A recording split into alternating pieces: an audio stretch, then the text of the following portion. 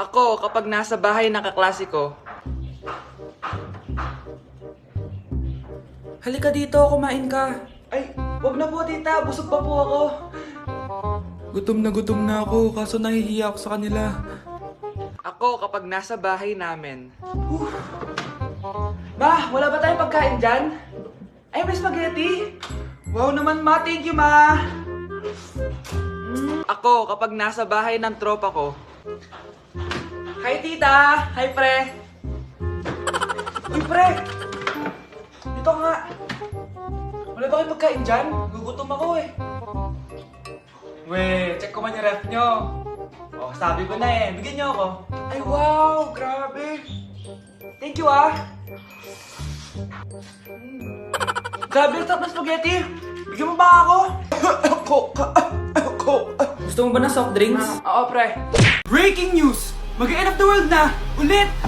Mag-end of the world na naman! Mga anak! Gawin niyo na lahat ng gusto niyong gawin! Mamamatay na ako! Aamin ako sa crush ko! Hello, Michael! Total, mamamatay na rin naman ako! Aamin ako sa'yo! Crush kita! Look, sino to? Wrong number ka ata, miss. Wrong number! Ni-reject! Buti pa ako nakabili ng bagong cellphone. At saan mo galing yung pinambili mo dyan? Sa wallet mo, Nay. Gagawin ko na lahat ng gusto ko. Ang iingay nyo! Nagre-review ako dito, oh! Lu, mag-end of the world na nagre-review ka pa din? Hindi naman totoo yan! Gawa-gawa lang naman Illuminati yan! Bahala ka! Sasayaw na lang ako sa TikTok bago ako mamatay!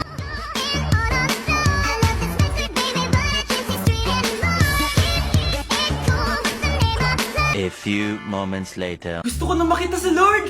Ready na ako mamatay! Akala mo talaga mapupunta ka sa langit? Nananaginip ka ba? Sigurado akong hindi ka sa langit mapupunta! See you! Mahal! Bago ako mamatay, may kailangan ka malaman! Ano? May kapatid ka na naman? Hindi yun, mahal! Ano na naman? Magkapatid tayo! Huy, bata! Papalag ka? Akin na soft drinks mo. Ayoko ng away. Akin na sabi! Oh, anong gagawin mo? Magsusumbong ka sa mama mo? Pinili mo ang kamatayan. Joke lang! Ito na soft drinks mo. Balik mo na yung bala. Anak, oh, manood ka na itong Cocomelon para malibang ka. Sige po, Nay.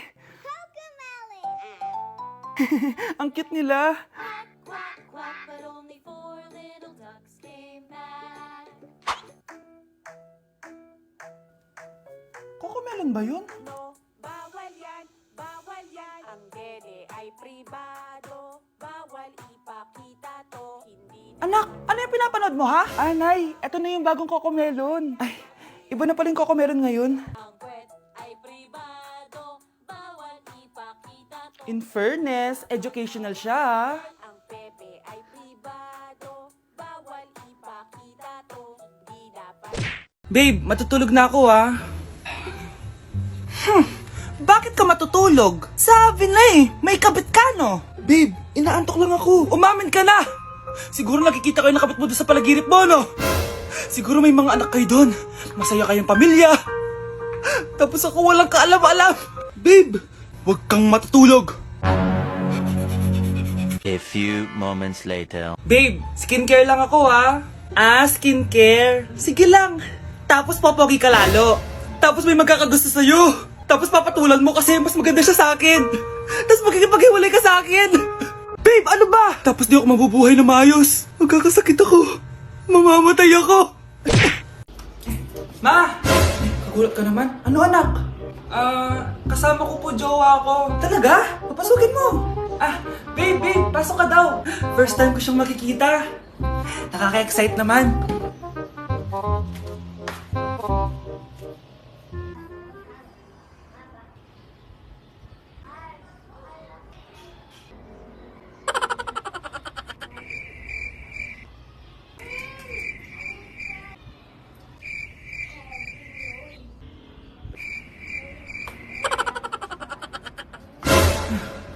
Anak! Ano ma? Matatagal naman ang jowa mo. Ha? Wala naman po akong jowa. Aba, niloloko mo ba ako? Halika dito.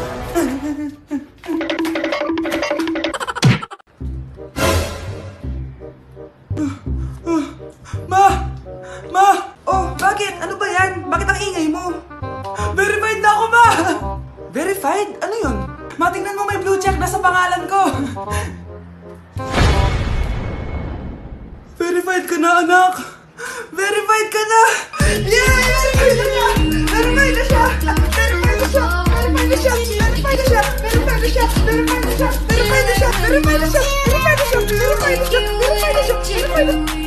So ayun guys, verified na tayo dito sa TikTok. Woo! Yes! Napakasaya! Salamat sa mga sumuporta sa akin from the very beginning. Ayun guys, super na-appreciate ko kayo and maraming salamat talaga. Oh, hiningal ako doon. Mahal ko kayong lahat. Nak, okay ka lang? Pagod na ako mag-aral, Nay. Sige anak, pahinga ka muna ha. Ay! Yung niluluto ko! Anak, kain na dito! Ah! Sana matuyo to agad para masuotan ng anak ko bukas. Ayan, tuyo na! Anak, suot mo na tong uniform mo! Anak, sandali. Sorry kung ito lang yung mabibigay kong baon sa'yo, anak ha. Bawi ako next time. Ito lang kasi yung kinita ni nanay eh. O anak, yung project mo, wag mo kakalimutan ha. Sige na, ingat ka. Kaya ko to. Makakapagtapos ako. Grabe na talaga panahon ngayon. Bakit po, Nay? Tingnan mo tong nakita ko. Bata, puro cellphone, namatay. Fake news lang yan, Nay. Basta, huwag ka man lang mag-cellphone. Akin na yan. Sige po, Nay. A few moments later. Anak, grabe talaga.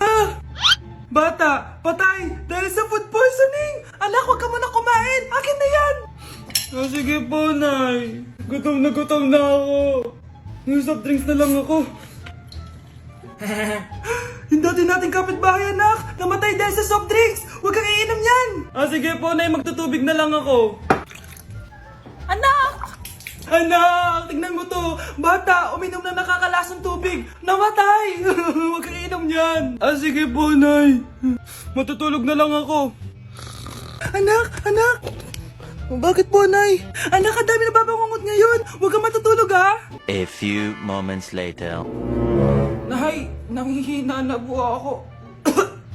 Yan na nga ba yung sinasabi ko eh. Tingnan mo to nakita ko. Bata, nakalanghap ng nakakamatay na amoy. Patay! Anak, huwag ka munang huminga. Anak, huwag ka munang tumingin. Anak, huwag ka munang lumabas. Anak, huwag ka munang mabuhay. Guys, hindi ako totoo. AI lang ako. Hinahabol ako ng zombie ngayon. Chat, ano ba? Wala ka na ba magawa?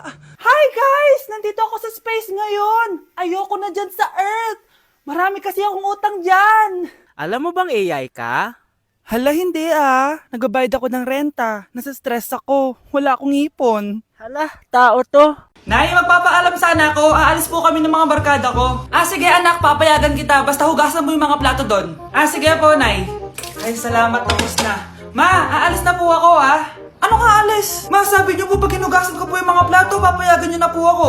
Ha? May sinabi ba ako? Tsaka anak, huwag ka lumabas, delikado sa labas. Mama naman, scammer ka. Tsaka pala anak, magsiswimming tayo bukas, maganda ka na The next morning. Nay, tara na po, mag-swimming na po tayo. Oh, saan ka pupunta? Nay, sabi niyo po mag-swimming tayo. Wala naman ako sinabi mag-swimming tayo, anak. Tsaka tignan mo yung sa labas, umuulan, mag-swimming ka. Si nanay talaga scammer. Di bale, anak, mag-mall na lang tayo mamaya. Basta matulog ka, Nay, totoo na po yan, Few moments later. Ma, mag-mall na po tayo. Anong mag-mall? Gabing-gabi na. Sarado na yung mga mall. Matulog ka na ulit. Nandito ako sa Japan at kakain tayo kasi di ako makatulog, guys. Time check, 1 AM na. Imbis na natutulog, kakain tayo. Buti na lang talaga sobrang lapit lang ng Family Mart sa hotel namin. Ito yung hotel namin, tapos ito lang yung Family Mart. Diba sobrang lapit? Sobrang daming pwedeng bilhin, Daming onigiri, Kuha tayo neto. Mukhang masarap tong chicken and vegetables. Hindi naman ako sobrang gutom. May mga gusto lang ako itry. Kuha tayo netong favorite kong drink. Try naman natin tong blueberry na flavor. Tapos ganito din yung Yakult nila dito. Actually, pampatulog pala to. Akala ko Yakult talaga siya. Ito muna bibilin ko dito. Hanap tayo ng 7-Eleven. Ito guys, may nanap ako 7-Eleven. Parang masarap to, Mukha siya lasagna. Tikman natin. Dito na lang natin siya kainin sa labas. Parang fantasy din kumain dito sa kalsada nila. Sobrang safe dito sa Japan, promise. Unahin na natin tong sushi. Alam nyo ba, kahit maglakad kayo mag-isa dito, sobrang safe, promise. Walang mga haras sa inyo. Walang kriminal, ganyan. Kaya ang sarap maglakad sa labas kasi alam mong safe ka, di ba? Tapos, sobrang babait pa ng mga Japanese. Swear. Pero sabi naman ng ibang Japanese, parang mas lang nila yon, pero ang totoo, ginajudge ka nila. Pero at least, di ba, mabait sila. Di kagaya na pumunta ako ng Hong Kong, sobrang susungit ng mga tao, sisigawan ka pa. Kapag may hinahanap ka, talagang tutulungan ka nila. Tapos palagi sila nakasmile. Kaya promise, Japan talaga yung favorite country ko. Last bite. Okay, next natin itong parang lasagna. Guys, sobrang bango. Sobrang sarap ng itsura niya. Tikman na natin. Ang sarap! Ito din yung gusto ko sa Japan. Sobrang sarap ng mga pagkain nila. Like, promise. Wala pa kami natitikman dito sa Japan na hindi masarap.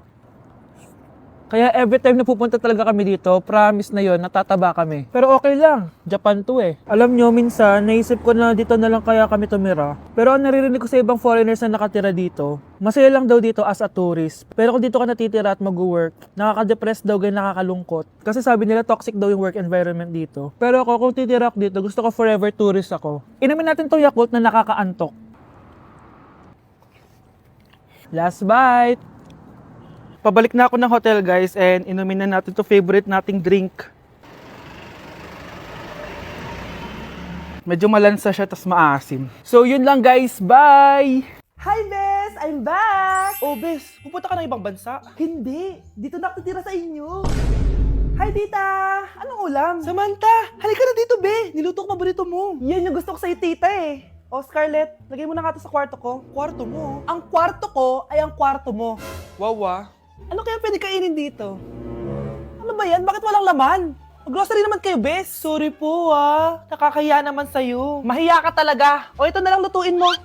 Walang ya talaga tong babaeng to. Lagyan ko kaya to ng lason. Ay, tita, sobrang lakas uminom niya ni Scarlett. Tapos puro lalaki pa yung mga kasama niya. Aba, humanda talaga sa akin yung babaeng yan. Walang yatong si Samantha. Sinisiraan pa ako sa nanay ko. Bes, kailan ka uuwi? Anong uuwi? Hindi na ako uuwi, Bes. Inampun na ako ni tita. Ay, hindi. Umalis ka na. Ginagawa mo akong katulong dito. Tapos kung ano-ano pa sinasabi mo sa nanay ko. Oh, anak, ba't mo naman pinapaalis si Samantha? Wala naman ginagawa masama yung tao eh. Oo nga, ang bait ko kaya. Kung hindi siya aalis, ako ang aalis! Friendship over na tayo, Samantha. Lalayas na ako sa bahay na to. Parang mas anak pa ni nanay si Samantha. Alam mo na ba yung nangyari kay Samantha? Bakit? Ano meron kay Samantha? Tignan mo to. Nay! Nay! Oh, di ba lumayas ka na? Paalisin mo na yan si Samantha! Sino siya, anak? Tinawag mo bang anak si Samantha? Ay, hindi ko alam, Nay. Paalisin mo nga yan. Hoy, babae! Kung sino ka man, umalis ka na dito!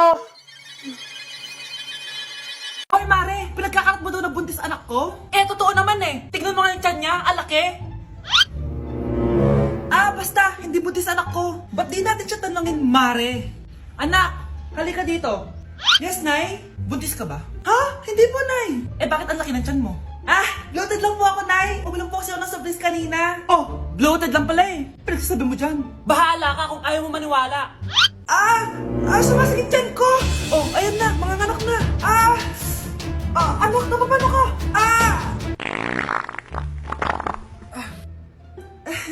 Baho. Ang sakit. Parang iba na to, Nay. Anak, papiga ka. Anak, higa ka lang malalim, ha? Ire. Sige pa.